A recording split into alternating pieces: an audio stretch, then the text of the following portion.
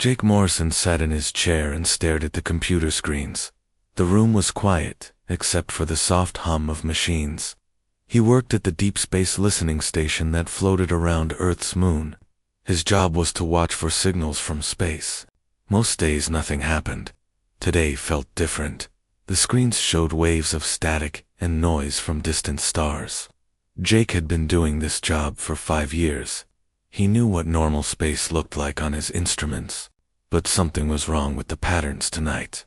There was a signal hidden in the noise. Jake pressed buttons on his control panel. The computer started working to clean up the signal. Minutes passed slowly.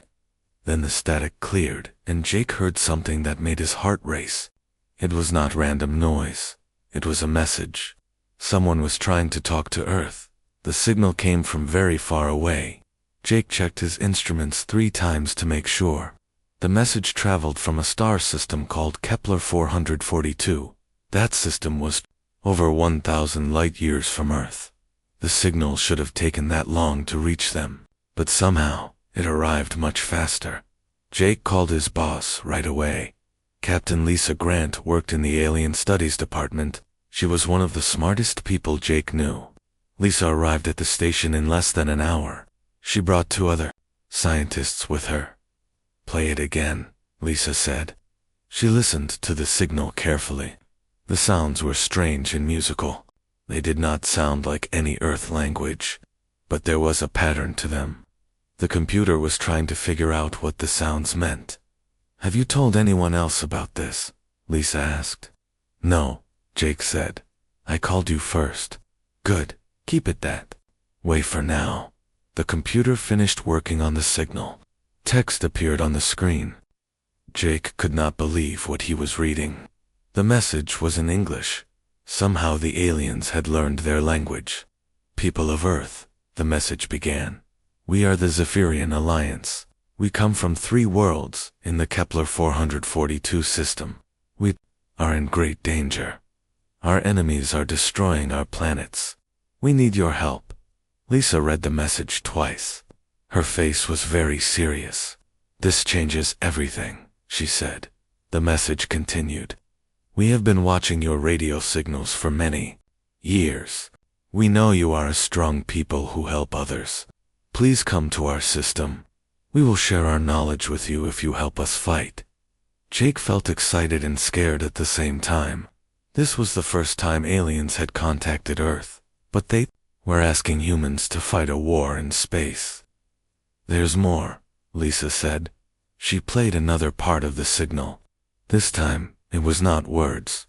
It was pictures and videos sent through space. The first image showed 3 beautiful planets. They had blue oceans and green lands like Earth. Cities covered the planets. Tall towers reached into the sky. Flying cars moved between the buildings. It looked like a perfect place to live. Then the images changed. Dark ships appeared in space, around the planets. The ships were huge and ugly. They looked like metal spiders with long arms. Fire came from the ships and hit the cities below. Jake watched in horror as the beautiful cities burned. The towers fell down. The flying cars crashed to the ground. People ran through the streets trying to escape, but there was nowhere to go. "The Korthok Empire did this," the message explained. "They have destroyed many worlds. They take everything and leave nothing alive. They are coming to finish our planets soon. You are our only hope." Lisa was quiet for a long time. Then she picked up her phone and made a call. "This is Captain Grant," she said. "I need to speak with Admiral Cole right away." "Yes, I know what time it is. This cannot wait." Within an hour, the small listening station was full of important people. Admiral Ryan Cole arrived first. He was the head of Earth's space defense. General Dan Parker came next. He was in charge of all Earth's armies. Even President Helen Brooks joined them by video call. They all watched the alien message together. No one spoke while the terrible images played. When it finished, the room stayed quiet. "How do we know this is real?" President Brooks asked. Dr. Kevin Shaw was the government's top scientist. He had been studying the signal for 2 hours. The math checks out, he said. This signal really came from the Kepler system. The technology used to send it is far beyond what we have on Earth. Could it be a trick? Admiral Cole asked. I don't think so, Dr. Shaw replied. The energy needed to fake this signal would be enormous. It would be easier to just attack us directly. President Brooks looked worried. What are they asking us to do exactly? Lisa read from the message again. They want us to send ships to help them fight. They say they will teach us their technology if we help save their people. We don't have ships that can travel that far, General Parker said. Dr. Shaw smiled for the first time all night. Actually, we do, he said. There are some things you don't know about yet. Everyone stared at him. Dr. Shaw looked at President Brooks. She nodded slowly. Tell them, she said. Dr. Shaw took a deep breath. We have been building a secret space fleet for 50 years. The ships are hidden in the asteroid belt. They can travel faster than light. We have been preparing for something like this. The room erupted in surprised voices. Even Admiral Cole did not know about the secret fleet. Only a few people in the government knew the truth. How many ships? Admiral Cole asked. 230, Dr. Shaw replied, including 5 big warships and dozens of fighters. Jake could not believe what he was hearing. Earth had a secret space navy. They could actually help the aliens. President Brooks stood up. I need to think about this, she said. We could be starting a war with aliens we know nothing about. But if we do nothing, an entire civilization will die. She looked at the alien message one more time.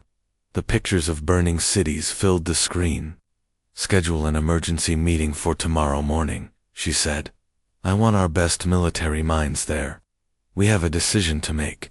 As the important people left, Jake stayed at his station.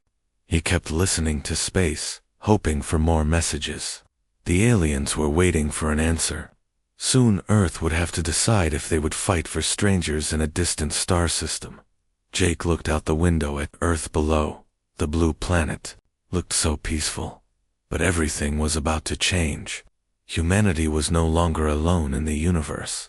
And somewhere far away, people were dying while they waited for help. President Helen Brooks walked into the meeting room at 6 in the morning. She had not slept all night.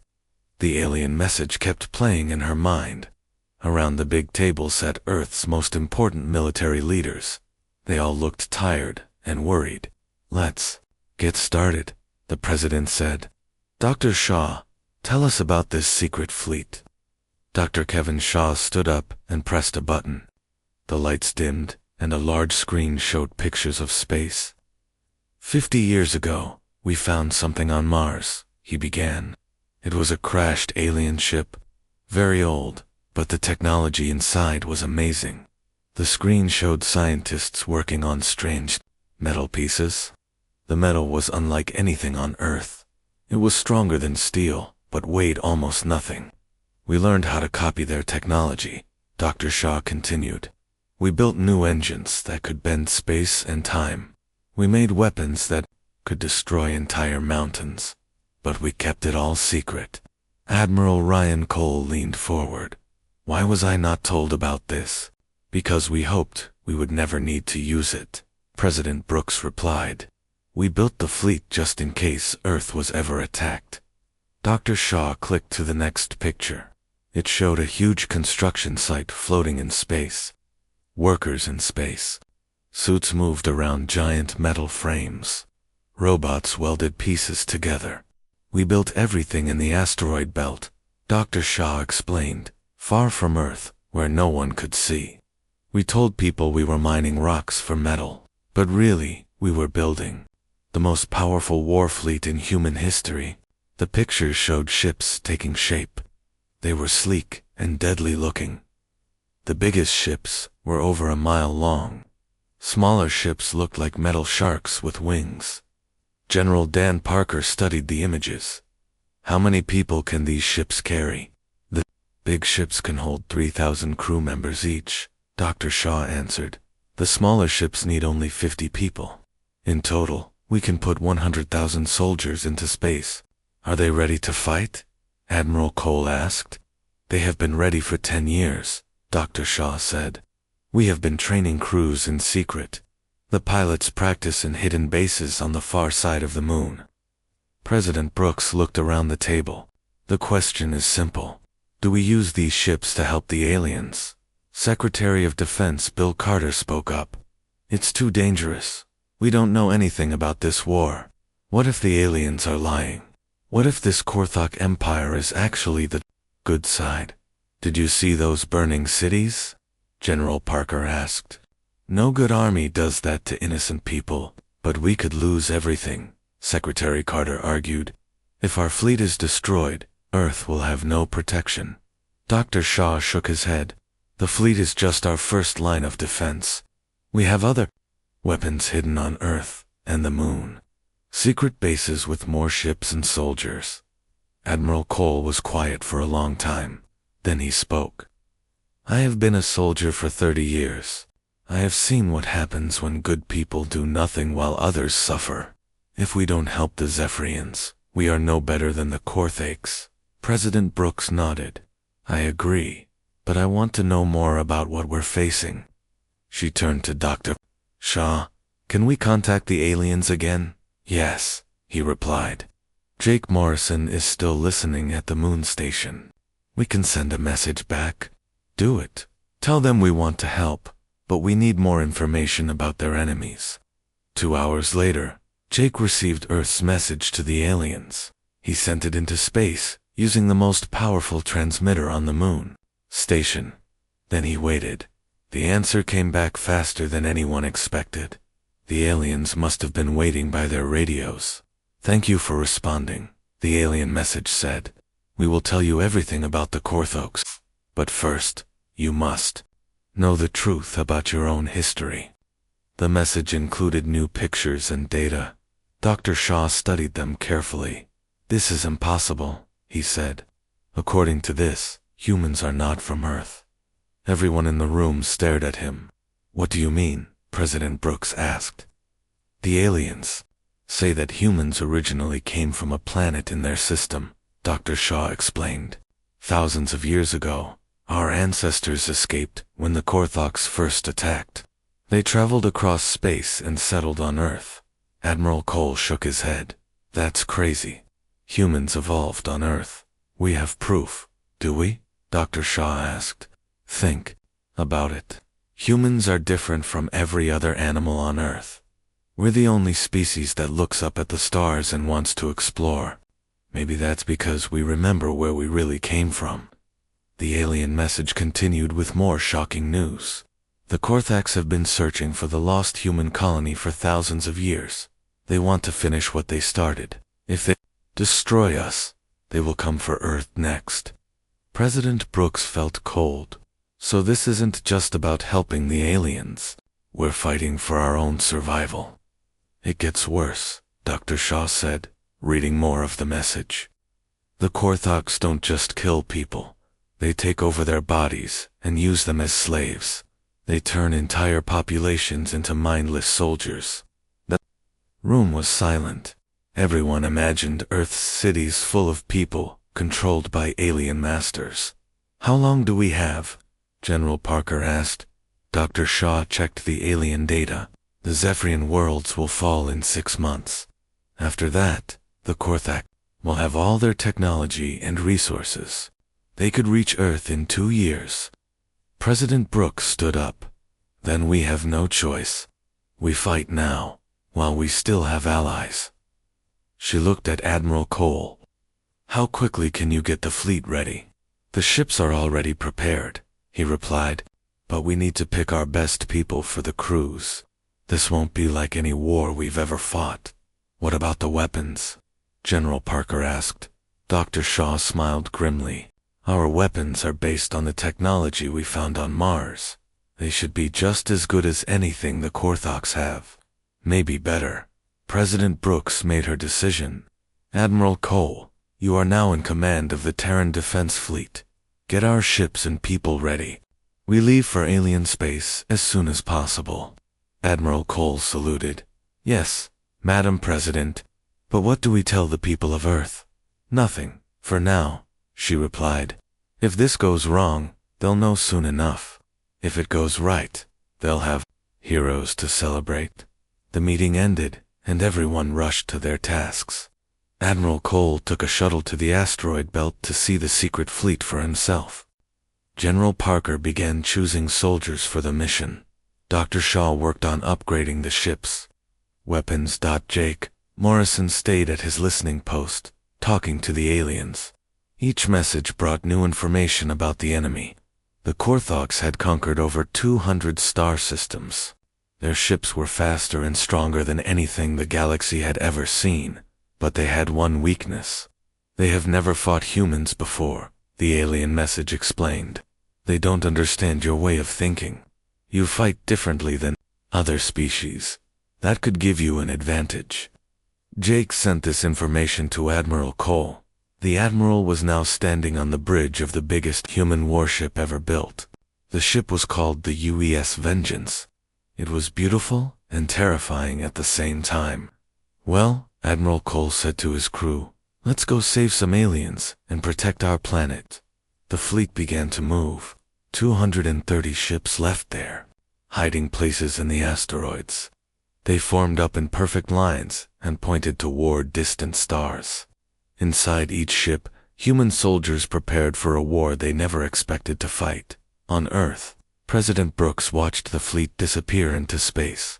She whispered a prayer for their success. The fate of two worlds now depended on humanity's secret weapons and their willingness to fight for strangers. The real war was about to begin.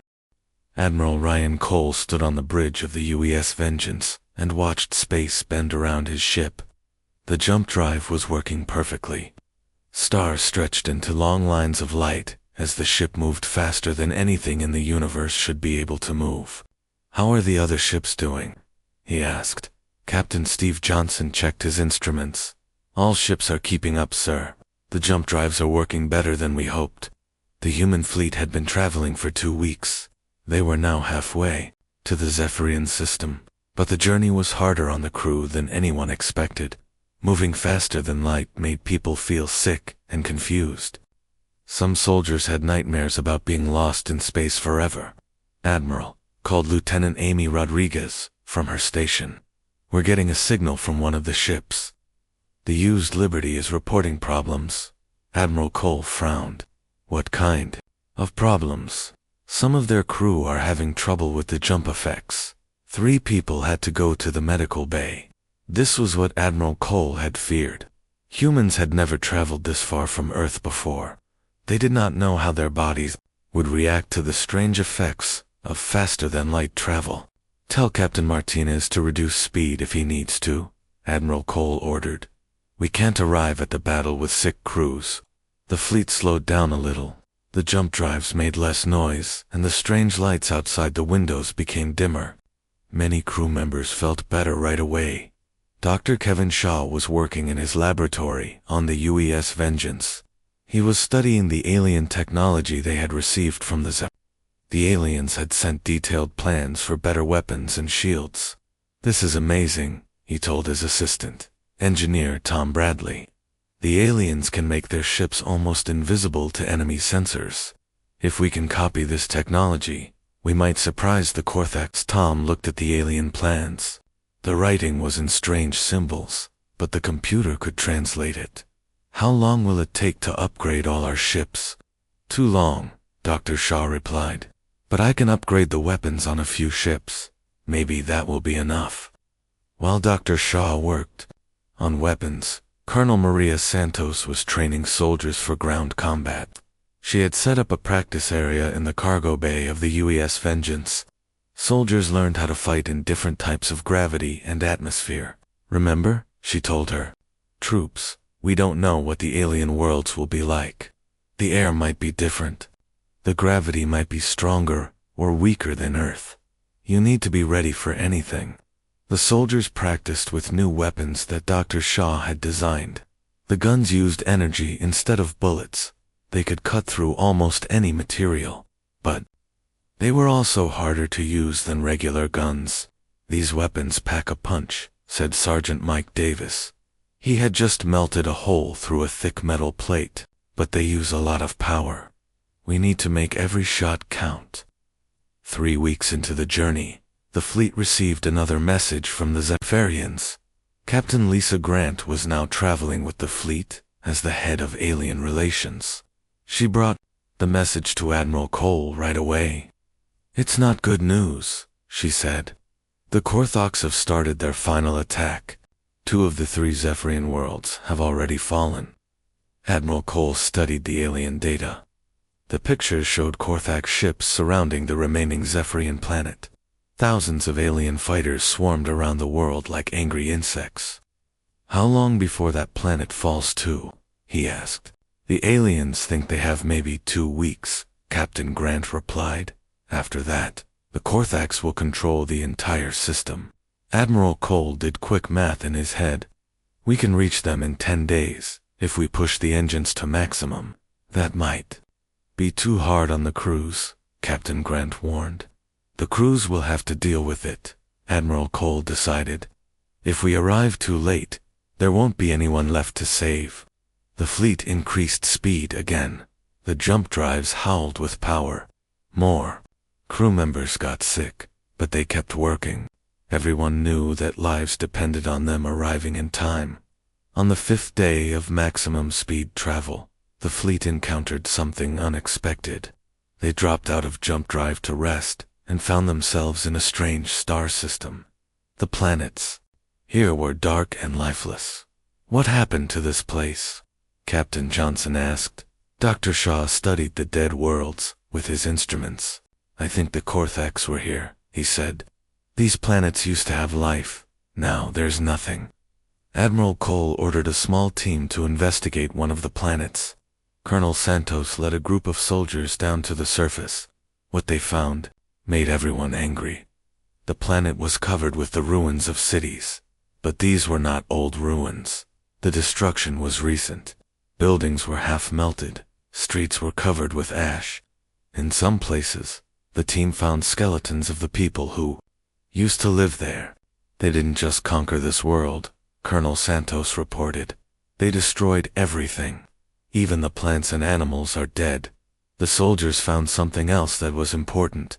In a hidden bunker deep underground, they discovered survivors. A small group of aliens had been hiding there for months. They were weak and scared, but alive. The survivors looked like tall, thin humans with blue skin and large eyes. They could speak some English because they had been listening to Earth's radio signals for years. "Please," one of them said to Colonel Santos, "don't let them find us. The Korthoks take people and change them. They put machines in their heads and make them into slaves." Colonel Santos helped the survivors onto the human ships. There were only 20 of them left from a planet that once held billions. One of the survivors was named Elvis. He had been a soldier before the Korthaks came. He knew a lot about their tactics and weapons. "The Korthoks are not like you," he explained to Admiral Cole. "They think all other life is worthless. They will kill everyone who cannot serve them, and those they keep alive, they turn into monsters." Thelva showed the humans pictures from his memory device. The images were horrible. They showed people with machines attached to their heads. Their eyes were empty and dead. They moved like robots, not living beings. "This is what they do," Thelva said. "They take your mind and replace it with their orders. You become a weapon that looks like your friends and family." Admiral Cole felt sick. "How do we fight an enemy like that?" "You must be fast and hit hard," Thelvas replied. "Don't let them capture your people, and don't try to save anyone who has been changed. They are already dead." The fleet left the dead system and continued toward Zephyrian space. Now everyone understood what they were really fighting for. This was not just a war between armies. It was a fight to protect everything that made life worth living. Dr. Shaw worked even harder on the weapons. He managed to upgrade the guns on 50 ships. The new weapons could punch through Korthok armor like paper dot engineer Tom Bradley, finished installing invisible shields on 20 ships. These ships could sneak up on the enemy without being seen. Colonel Santos trained her soldiers for a new kind of war. They learned how to fight enemies who looked like friends. They practiced shooting fast and moving quickly. There would be no time for mercy in this battle. As the fleet approached Zephyrian space, Admiral Cole gathered his officers for a final meeting. "We're about to fight an enemy that has conquered half the galaxy," he told them. "They have better technology and more ships than us, but they have never fought humans before. They don't know that we never give up. They don't know that we will die before we let innocents suffer." The officers nodded. They were scared, but they were ready. "In 2 days, we will arrive at the last Zephyrian world," Admiral Cole continued. "We will find thousands of enemy ships waiting for us. Many of us will not survive this battle. But if we win, we save an entire civilization. If we lose, Earth will be next." Outside the windows, the stars began to look normal again. The fleet was slowing down, preparing to drop out of jump drive. Soon they would see the enemy for the first time. Admiral Cole looked at his crew. They were young and brave and far from home. In a few hours, they would be fighting for their lives against aliens who wanted to enslave the galaxy. "All ships, prepare for battle," he ordered. "Let's show these Korthoks what humans are made of." The human fleet dropped out of jump drive at the edge of the Zephyrian system. Admiral Ryan Cole stared at his screens in shock. The situation was worse than anyone had imagined. Zephyria Prime, the last free world, was completely surrounded.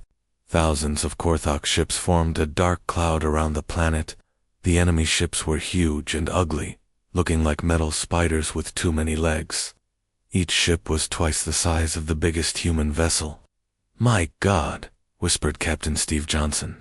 "There are so many of them." Admiral Cole counted the enemy ships on his display. Over 3,000 Korthok vessels were attacking the planet. The human fleet had only 230 ships. They were outnumbered more than 10 to 1. "Sir," called Lieutenant Amy Rodriguez from her station, "I'm picking up signals from the planet's surface. The Zephyrians are still fighting, but their shields are almost gone." On the main screen, Admiral Cole could see the battle happening around Zephyria Prime. The planet was covered by a shimmering energy shield, but the shield was flickering and had holes in several places. Korthok ships were already sending troops down to the surface. "How long before the planet falls?" Admiral Cole asked. Dr. Kevin Shaw checked the alien signals. "Maybe 6 hours, sir. The Zephyrians can't hold out much longer." Admiral Cole made a quick decision. He could not wait for a better moment. If they were going to help, it had to be now. "All ships, battle stations," he ordered. "We're going in." "Sir," Captain Johnson said quietly, "we don't have enough ships. This could be suicide." "Maybe," Admiral Cole replied. "But those people down there are counting on us. I won't let them die while we run away." The human fleet formed up for attack. The big ships, like the UES Vengeance, moved to the front. The smaller, faster ships spread out on the sides. Engineer Tom Bradley's invisible ships disappeared from view, ready to surprise the enemy. Admiral Cole opened a channel to all his ships. "This is Admiral Cole to all vessels. We're about to face an enemy that thinks they're unbeatable. They've conquered hundreds of worlds. They think we're just another weak species that will run away. Let's prove them wrong." The fleet moved forward. The Korthaks noticed them right away. Hundreds of enemy ships turned away from the planet to face the humans. "Enemy ships incoming," reported Lieutenant Rodriguez. "They're fast, sir. Faster than our projections." "Let them come," Admiral Cole said. "Amy, take your fighters and hit their flanks. Steve, bring us around to attack their command ship." Lieutenant Amy Rodriguez ran to her fighter. She was the best pilot in the human fleet. Her squadron of 20 fighters launched from the UES Liberty. The small ships moved like angry wasps toward the enemy. The first Korthok ships opened fire. Beams of red energy shot across space. Several human ships were hit right away. The EU's Portland exploded in a ball of fire. 50 good people died in an instant. But the humans shot back. Dr. Shaw's new weapons worked perfectly. Blue energy beams from the human ships cut through Korthok armor like it was made of paper. 3 enemy ships exploded before they knew what hit them. Their shields are weaker than we thought, Dr. Shaw reported. Our weapons are more effective than theirs. Amy Rodriguez dove her fighter between 2 huge Korthok ships. She fired her missiles and watched them tear holes in the enemy hulls. Yahoo, she shouted. These things are big, but they're slow. The invisible human ships suddenly appeared in the middle of the Korthok fleet. The enemy was completely surprised. 20 human ships opened fire at point-blank range. Dozens of Korthok vessels exploded before they could react. But the Korthoks learned fast. They started using different tactics. Instead of fighting ship to ship, they began ramming the human vessels. The huge enemy ships could destroy smaller human ships just by crashing into them. They're changing their strategy, Captain Johnson warned. They're trying to overwhelm us with numbers. Admiral Cole watched as more human ships were destroyed. The EU's Boston was crushed between 2 Korthok cruisers. The EU's Miami was torn apart by enemy claws. The human fleet was losing ships fast. We can't win a straight fight, Admiral Cole realized. We need to try something else. He remembered what Delvas had told him. The Korthoks always used the same tactics. They relied on their superior numbers and technology, but they had never fought humans before. All ships, new plan, Admiral Cole announced. Stop fighting like a fleet. Break up and attack like pirates. Hit and run. Don't give them a chance to surround you. The human ships scattered in all directions. Instead of staying in formation, each ship began attacking on its own. They would swoop in, fire their weapons, and speed away before the Korthoks could respond. This confused the enemy completely. They were used to fighting organized fleets that followed rules. The humans were fighting like wild animals, striking from unexpected directions. Amy Rodriguez led her fighters in a crazy attack run. They flew straight through the middle of the largest Korthok ship. The enemy tried to shoot them, but they were moving too fast. The fighters came out the other side and immediately attacked another ship. This is insane, laughed one of her pilots. But it's working. On the planet below, Colonel Maria Santos was leading a different kind of battle. She had taken 500 soldiers down to help the Zephyrians defend their cities. The planet's surface was a war zone. Korthok troops had landed in several places. But these enemies were even more horrible than the humans had expected. Some of the Korthok soldiers used to be Zephyrians. They had been captured and changed into robot slaves. Don't hesitate, Colonel, Santos told her troops. Those things that look like the aliens we're trying to save are not alive anymore. They're weapons with stolen faces. The human soldiers fought through the burning streets of the Zephyrian capital city. Their energy weapons were perfect for this kind of fighting. They could shoot through walls and around corners. Sergeant Mike Davis led a squad into a Zephyrian school where civilians were hiding. Korthok troops had surrounded the building. The robot slaves were trying to break down the doors. Take them out, Davis ordered. His soldiers opened fire. The energy beams cut down the robot slaves quickly, but more kept coming. There are too many, one soldier shouted. Davis made a desperate decision. He grabbed an explosive charge and ran straight at the largest group of enemies. Tell my wife I love her, he said into his radio. Then he detonated the bomb. The explosion destroyed 20 robot slaves and gave the civilians time to escape. Davis died, but he saved over 100 Zephyrian children. Back in space, the battle was reaching its climax. The human fleet had destroyed hundreds of Korthok ships, but they were running out of ammunition and fuel. Many ships were badly damaged. Sir, Dr. Shaw called to Admiral Cole. I have an idea, but it's very dangerous. What is it? Admiral Cole asked. I can turn our jump drive into a weapon. If we create a jump field inside their biggest ship, it will tear the ship apart from the inside. Admiral Cole understood what Dr. Shaw was suggesting. That would destroy our ship too, maybe, but it would take out their command vessel. Without their leaders, the rest of their fleet might retreat. Admiral Cole looked around his bridge. His crew was tired and scared, but they were still fighting. Good people had already died. More would die before this was over. Do it, he ordered.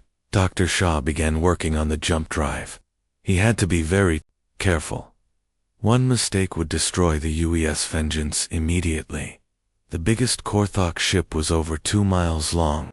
It had thick armor and powerful shields. Normal weapons barely scratched it, but the jump drive weapon would attack it from the inside. Almost ready, sir, Dr. Shaw reported. Amy, get your fighters clear, Admiral Cole ordered. Everyone else, prepare for jump. Amy Rodriguez pulled her fighters back. The other human ships moved away from the Korthok command vessel. Ready, sir? Dr. Shaw said. Admiral Cole took a deep breath. Fire? Dr. Shaw activated the weapon. A ball of twisted space appeared inside the Korthok ship. The enemy vessel began tearing itself apart. Metal screamed as it was bent in impossible directions. The UES Vengeance shook violently. Warning. Lights flashed all over the bridge. The ship was being damaged by its own weapon, but it worked. The huge Korthok command ship exploded in a flash of light that could be seen from the planet. When the light faded, the enemy vessel was gone. The rest of the Korthok fleet stopped fighting. Without their leaders, they did not know what to do. Some ships tried to retreat. Others continued attacking, but without coordination. Now's our chance, Admiral Cole shouted. All ships, attack. Don't let them regroup. The human fleet swept through the confused enemy ships. Amy Rodriguez and her fighters destroyed dozens of Korthok vessels. The invisible ships appeared and disappeared, striking like ghosts. In 20 minutes, the tide of battle had completely turned. Half the Korthok fleet was destroyed or retreating. The planet was safe. Admiral Cole slumped in his chair. The Vengeance was badly damaged, but still flying. Around him, his crew was cheering. They had won an impossible battle against incredible odds. On the planet below, Colonel Santos watched Korthok ships fleeing into space. The human soldiers had helped save the Zephyrian capital. But the cost had been high. Over 200 human soldiers had died in the fighting as the last enemy ships disappeared. Admiral Cole received a message from the planet. It was from the Zephyrian government. Thank you, the message said. You have saved our world and our people. We will never forget what humanity has done for us today. Admiral Cole smiled, but he knew the war was not over. The Korthoks would be back with more ships and better tactics. Earth and its new allies would have to be ready, but for now, they had won. Humanity had fought its first space battle and proved that even the mightiest empire could be defeated by people who refused to give up. 3 months had passed since the battle at Zephyria Prime. Admiral Ryan Cole stood on the bridge of the rebuilt U.S. Vengeance and watched ships from a dozen different worlds flying together. The news of humanity's victory had spread across the galaxy faster than anyone expected. Another delegation arriving, sir, reported Captain Steve Johnson. This one is from the Centauri Republic. They want to join our alliance. Admiral Cole nodded. Every week, new alien species contacted Earth, asking for help or offering to fight alongside humans. The galaxy was full of civilizations that had been hiding from the Korthok Empire. Now they had hope, but Admiral Cole knew the real war was just beginning. The Korthoks still controlled hundreds of star systems. They had thousands of ships and billions of robot slaves. The battle at Zephyria Prime had only made them angry. Sir, called Lieutenant Amy Rodriguez, who had been promoted after her heroic flying. We're getting a priority message from Earth. The message was from President Helen Brooks. Her face appeared on the main screen, but she looked much older than before. Leading a planet at war was taking its toll. "Admiral," the president said, "our spy satellites have detected massive Korthok fleet movements. They're gathering ships from all over their empire. It looks like they're preparing for a major attack." Admiral Cole felt his stomach tighten. "How big a fleet, Madam President?" "Over 10,000 ships," she replied, "and they're all heading for Earth." The bridge went silent. Everyone knew what this meant. The Korthaks had decided to destroy humanity's home world. If Earth fell, the human resistance would collapse. "How long do we have?" Admiral Cole asked. 6 months, maybe less," President Brooks answered. "I'm recalling all our fleets. But even with our allies, we'll be badly outnumbered." Admiral Cole looked at his crew. They had fought bravely at Seferia Prime, but this would be much worse. The enemy would bring everything they had. "We'll be ready, Madam President," Admiral Cole promised. "Earth will not fall." After the message ended, Admiral Cole called a meeting of all his senior officers. Captain Lisa Grant had been working with the Zephyrians to understand Korthok technology. Dr. Kevin Shaw had been building new weapons. Colonel Maria Santos had been training soldiers for the defense of Earth. "The Korthoks want revenge," Admiral Cole told them. "They're going to hit Earth with everything they have. We need to be smarter and tougher than we've ever been before." Dr. Shaw had been studying the wreckage from the battle at Seferia Prime. "I've learned some interesting things about Korthok technology," he said. "Their ships are tough, but they all use the same type of computer system. If we could create a virus, a computer virus that affects alien ships," Captain Grant asked. "Why not?" Dr. Shaw replied. "All computers work on similar principles. I think I can create something that will confuse their navigation systems." Colonel Santos had a different idea. "The Korthoks always attack the same way. They surround a planet and bombard it until the defenses fall. But what if the defenses fought back differently?" She showed them plans she had been working on. "We can hide weapons all over Earth's solar system. Not just on ships, but on asteroids and space stations. When the Korthaks arrive, they'll think they're attacking one planet, but we'll hit them from everywhere." Admiral Cole liked both ideas. "Do it. We have 6 months to turn our solar system into the biggest trap in the galaxy." The preparations began immediately. Dr. Shaw worked with scientists on Earth to create the computer virus. It would be hidden in a fake surrender message. When the Korthaks tried to read the message, the virus would spread to their ships. Colonel Santos supervised the placement of weapons throughout the solar system. Missile launchers were hidden on the moons of Jupiter. Energy cannons were built into asteroids near Mars. Even Earth's moon was turned into a giant fortress. Engineer Tom Bradley worked on a special project. He was building new ships that were completely invisible to Korthok sensors.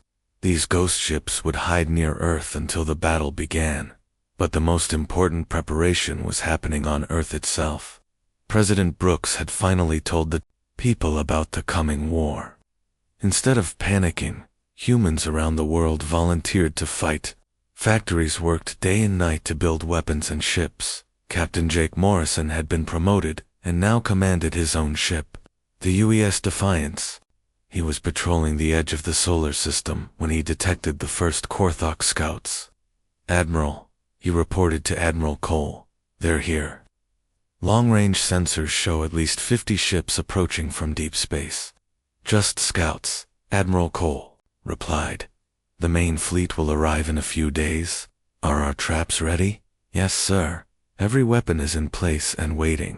The Korthok scouts entered the solar system and began studying Earth's defenses. They saw the human fleet waiting near Earth. They counted the ships and measured the weapons. Everything looked normal to them, but they could not see the thousands of hidden weapons or the invisible ships. They had no idea that the entire solar system had become a battlefield designed to destroy them. 3 days later, the main fleet arrived. It was the largest military force in galactic history. Over 10,000 ships, each one bigger than a human city. The fleet was so large it blocked out the stars. Admiral Cole stood on his bridge and watched the enemy approach. His hands were steady, but his heart was racing. Everything depended on the next few hours. "Sir," Captain Johnson reported, "the Cortax are sending a message." The enemy commander appeared on the screen. It was a horrible creature with too many eyes and metal parts grafted onto its body. When it spoke, its voice sounded like grinding. "Metal, humans," the creature said. "You will surrender immediately. Your species will be absorbed into our empire. You will become our slaves, or you will die." Admiral Cole stepped forward. "This is Admiral Cole of the Terran Defense Fleet. Earth does not surrender. If you want our world, you'll have to take it." The Korthok commander laughed, a sound like breaking glass. "Foolish creatures. You have 200 ships. We have 10,000. Your resistance is meaningless." "Maybe," Admiral Cole replied, "but we're going to make you work for it." The screen went dark. The Korthax began moving toward Earth. Their ships formed a massive sphere around the planet, just like they had done to hundreds of other worlds. "All ships, prepare for battle," Admiral Cole ordered. "Remember, we're not just fighting for Earth. We're fighting for every free world in the galaxy." The Korthok fleet opened fire. Thousands of energy beams shot toward Earth, but most of them hit empty space. Dr. Shaw had built holographic projectors that made fake ships appear on Korthok sensors. "Now," Admiral Cole said quietly, "all around the solar system, hidden weapons activated, missiles launched from Jupiter's moons, energy cannons fired from disguised asteroids." The invisible ships appeared and began attacking the Korthok rear guard. The enemy was caught completely by surprise. They had expected to fight a small human fleet. Instead, they were being attacked from every direction by weapons they could not see. "Sir," Lieutenant Rodriguez reported, "Dr. Shaw's virus is working. Half their ships are flying in circles. Their navigation systems are completely confused."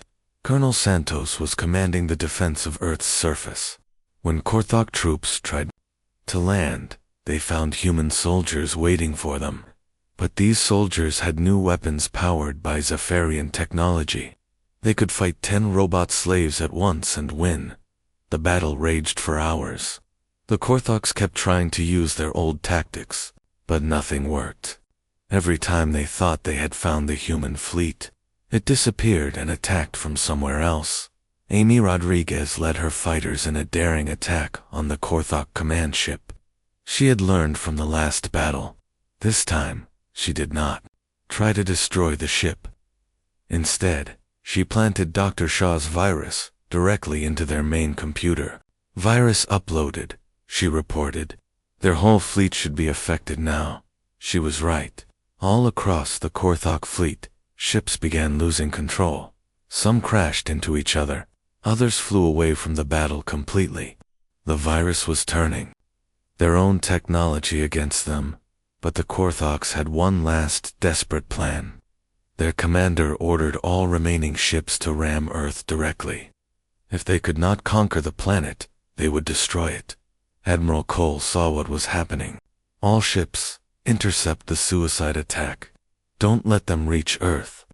The human fleet threw itself between the Korthoks and Earth. Ship after ship was destroyed as they collided with enemy vessels. Heroes died to save their home world. Captain Jake Morrison was commanding the UES Defiance when he saw 5 Korthok ships heading straight for Earth.